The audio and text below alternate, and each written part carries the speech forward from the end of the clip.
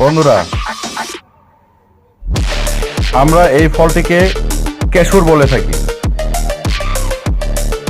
মাটির নিচে হয় মিষ্টি আলুর মতো।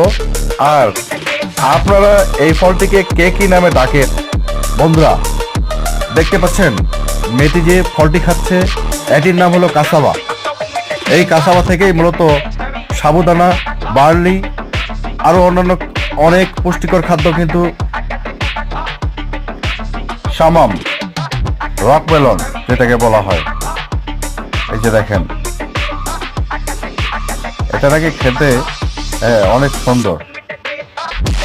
ওহ, কি সুন্দর! দেখেন, এটি অ্যাভোকাডো।